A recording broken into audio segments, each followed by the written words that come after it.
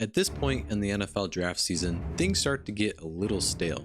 The analysts have been watching the same game film on the same guys, having the same exact conversation.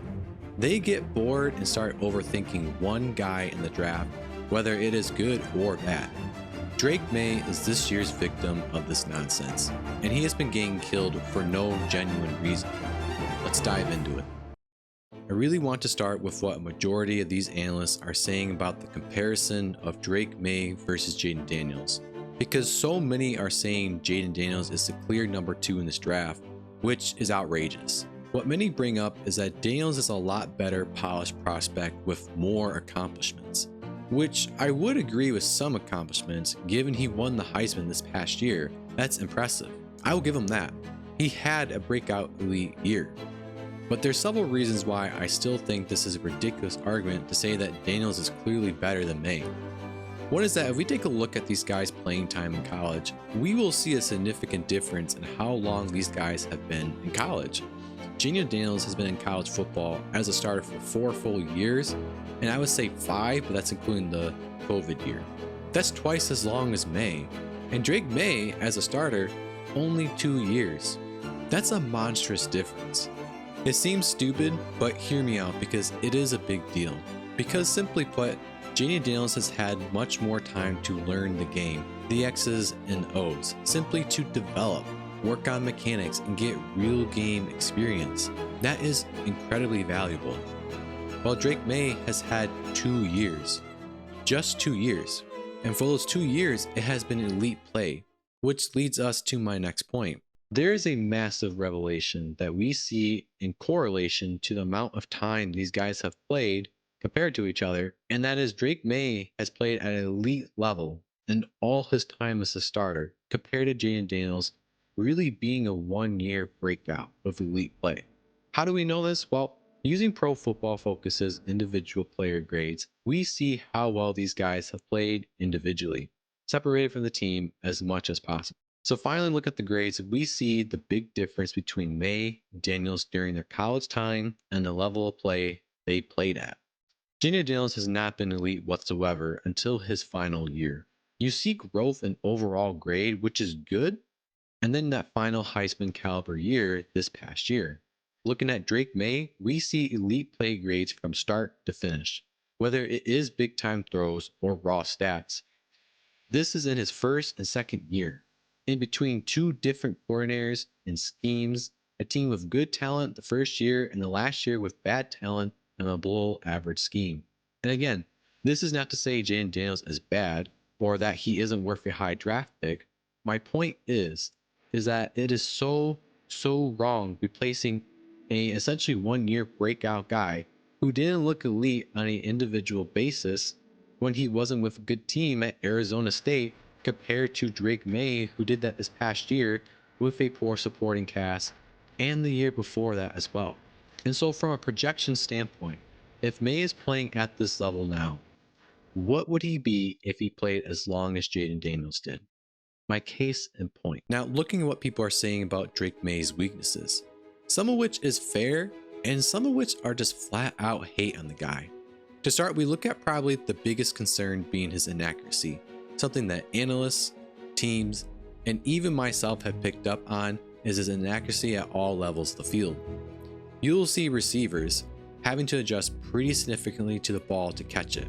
But even though it is noticeable in the film, it's not like this catastrophic flaw in how Cam Newton had it in the league, or recent prospects like Anthony Richardson or Josh Allen, who came into the league with their accuracy being that level of bad. So it's there, but it's not glaring like these analysts are making it out to be. And if you look at raw statistics, then yeah, it does look bad. But looking at not just Pro Football Focus's adjusted completion percentage, but others as well, we see that it is a weakness and something to work on, but not what is being talked about as like he's gonna fail is what people are kind of making it seem. But it's not that bad. Now, the next weakness that is talked about that is complete nonsense is that he cannot make out of structure plays, which blows my mind out of this world. Out of structure play is Drake Maye's strength. His big time throws are a high number for a reason. The comparisons of Josh Allen and Justin Herbert are because he makes plays happen and makes the big time throws instead of pulling Zach Wilson or Mitchell Trubisky. What actually is the issue with Drake Maye at times is that he does try to make things happen when he should just throw it away or go deeper into the read.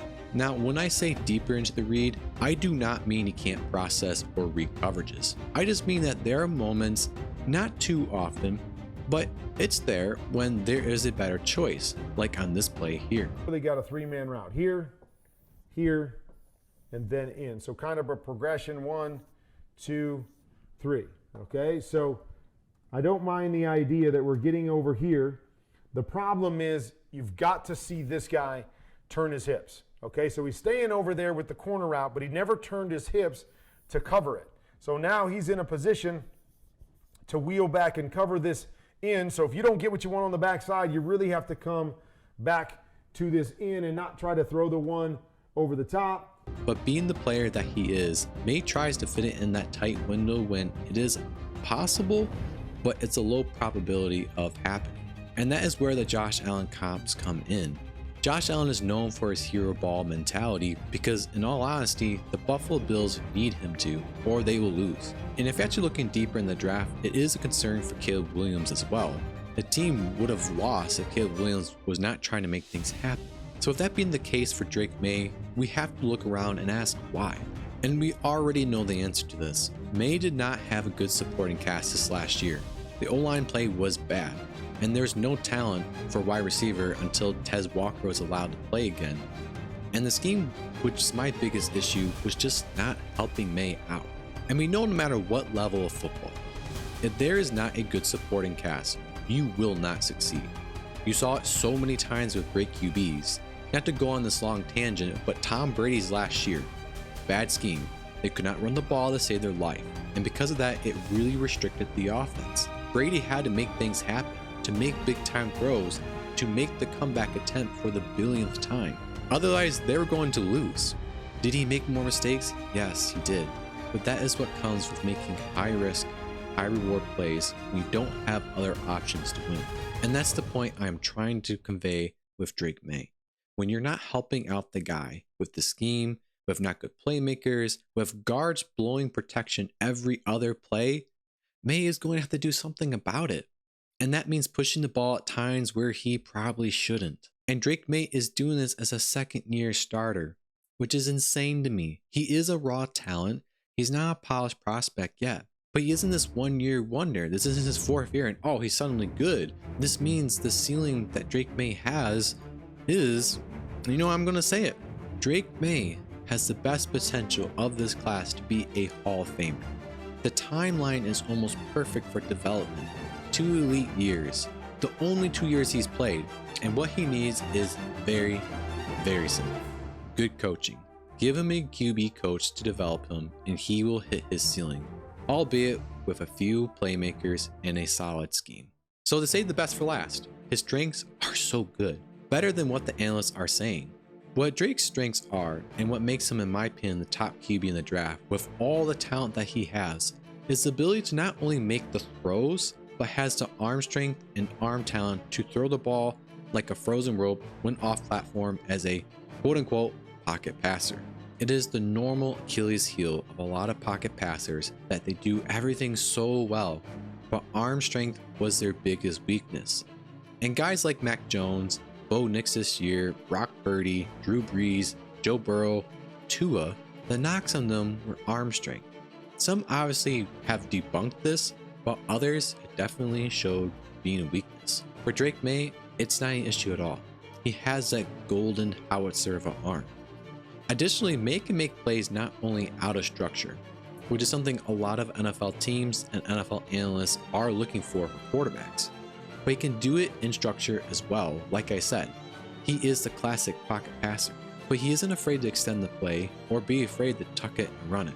Another aspect of his game that I feel is incredibly important at the next level is that he did not have the best situation his second year, but he still played at a very high level despite that. And like other QBs in the draft, such as Caleb Williams, he tried to do his best with what he had. He carried the team on his shoulders and dragged them through wins. something you only see the great doing. We can look at other QBs in the past with their strengths and weaknesses, and a lot of times a QB like this, who has all the talent in the world, all the traits, and the size and athletic ability, but can't handle pressure very well. And that's what sinks a lot of these guys, or that they're so inaccurate, like I mentioned earlier in the video, but to a point where it's just impossible to fix. Drake Maye doesn't struggle with pressure. That is one of his strengths as well. Now, of course, I've never sat down with him for an interview or seen him behind closed doors, but what we are hearing from Drake Maye is that his personality, his demeanor, the way he speaks, and the way that he carries himself in reports or rumors is very promising. Unlike Caleb Williams, who, for good or bad reasons, is still being looked at as a person with questions about his character and how he carries himself. Overall, I am clearly high in Drake Maye. I just don't see the weaknesses being as cataclysmic as media analysts are killing him for. He is, again, for the thousandth time, a guy who played at an elite level for 2 years and only played for 2 years. In the right situation like the Vikings, he could lift up the franchise for years to come. Maye is a prospect falling down draft boards because we reached a point in the NFL draft season where we start to get bored and gotta shake things up. But what about a quarterback who is almost cemented to go #1 overall to a team that has never had an elite QB ever? With a lot of pressure on him, Caleb Williams will either save or kill the Bears. Check out the video here.